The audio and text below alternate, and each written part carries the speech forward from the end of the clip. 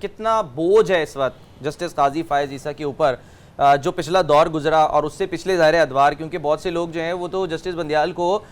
Justice Saqib Nisar, justice کھوسا اور justice Iftikhar Chaudhry کی continuation ہی کہتے رہے اگر ہم سیاسی جماعتوں کی بات کریں تو اس کھوئی ہوئی ساکھ کو بحال کرنے کا کتنا بڑا چیلنج ہے؟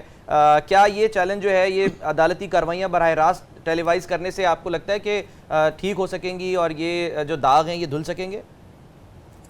Thank you very much Salman صاحب. سلمان عابد صاحب کی بات سن رہا تھا میں میں سوچ رہا تھا کہ شاید وہ اور میں دو علیحدہ حقیقتوں میں رہتے ہیں. اس کی سب سے بڑی وجہ یہ ہے کہ اس وقت جو حالات چل رہے ہیں ملک کے اندر، ہم نے جوڈیشری کے اندر ایک چیز دیکھی ہے، اور میرے خیال میں جمہوریت جہاں پہ بھی ہو، earlier he was talking about something very interesting. انہوں نے کہا کہ مارشل لاز کو بہت زیادہ پروٹیکٹ کیا گیا، تو اس کے وجہ کیا تھی کہ کنسنٹریشن آف پاور جو ہے وہ ایک چیز جسٹس کے اپنے عہدے کے اندر تھی، اور اسی کی وجہ سے یہ پریکٹس اینڈ پروسیجر ایکٹ لایا گیا کہ کم از کم یہ جو 184(3) ہے اس کا جو سو موٹو کی پاور ہے، اوریجنل جوڈسڈکشن، اس کے اندر کم از کم کوئی کنسلٹیشن ہو، ون مین رول نہ ہو. جمہوریت جناب ہمیشہ تھرائیو کرتی ہے جہاں پہ آپ کنسلٹیشن کر کے چلیں، نہ کہ کنسنٹریشن آف پاور. لیکن ہم نے دیکھا کہ اس کے اپوزٹ ہوتا رہ گیا، خاص طور پہ پچھلے دور میں. میں بندیال صاحب اب کیونکہ ریٹائر ہو گیا تو ان کے بہت زیادہ گلے نہیں کرنا چاہتا، اس زمانے میں نے بڑا کرٹیسائز کیا تھا ان کو. لیکن یہ عجیب و غریب ہم نے معاملہ دیکھا کہ اگر ایک جج آپ سے ڈس ایگری کر رہا ہے بینچ میں بیٹھے ہوئے، اب ان کو ایک ایک کر کے ایلیمنیٹ کرتے جاتے ہیں. تو آج کے دن کی جو ریالٹی ہے نا صاحب، ایک تو جسٹس قاضی فائز عیسیٰ کو کسی نے انقلابی نہیں بنایا، کہ میڈیا نے جو کچھ بھی کہا، لیکن فیکٹ یہ ہے کہ جب وہ بہت شدید قسم کی پرسیکیوشن سے گزر رہے تھے، اس وقت میرے خیال میں میڈیا بالکل دم سادھے بیٹھا تھا اور خاموشی سے بیٹھا تھا. Right at this moment you can say کہ the test of pudding in its eating. اور میرے خیال میں پہلا جو ان کا ایکشن ہے وہی آپ کو بتا رہا ہے کہ انہوں نے جو جوڈیشری ہے اس کا خاص طور پہ امیج کو بحال کرنے کے لیے ایک اچھا قدم وہ لیا ہے. اور یہ ہے کہ ہم پچھلے 3 سالوں میں 2 سالوں میں بار بار ترلے منتے کرتے رہ گئے کہ فل کورٹ بنائیں، فل کورٹ بنائے، اور وہ فل کورٹ نہیں بنتا تھا. اس دفعہ سارے کے سارے لوگ وہی ہیں، لیکن فل کورٹ بن رہا ہے اور کل سے ہی بن رہا ہے. اور اگر یہ بات صحیح ثابت ہوتی ہے کہ اس کو لائیو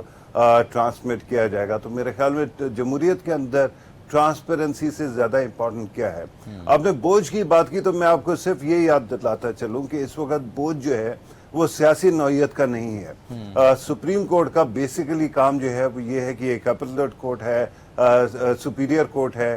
فائنل وہ ہے کورٹ ہے، اور اس کے اندر جو کیس جاتا ہے اگر وہ پینڈنسی کی نظر ہو جاتا ہے تو پھر ملک کے اندر انصاف صرف کا پینڈنسی کی نظر نہیں، آئینی ظاہر آئین کی تشریح بھی کرنی ہے سپریم کورٹ نے. اور اگر اس پر یہ الزام لگ جائے کسی یعنی کہ خاص جج پر یا اس کے کورٹ پر کہ جی وہ تو آئین کو ری رائٹ کر رہے ہیں، یہ کام جو ہے ری رائٹ کرنے کا یہ تو سپریم کورٹ کا نہیں ہے. یہ تو ظاہر سی بات ہے یہ کام جو ہے وہ تو مقننہ کا ہے نا، پارلیمنٹ کا ہے. اور یہی بات جو ہے وہ آپ کو اختلافی نوٹ میں جسٹس منصور علی شاہ صاحب کے نظر آئے گا کہ وہ یہی کہہ رہے تھے کہ اگر قانون بنا سکتی ہے تو پارلیمنٹ قانون کو واپس بھی لے سکتی ہے، ختم بھی کر سکتی ہے.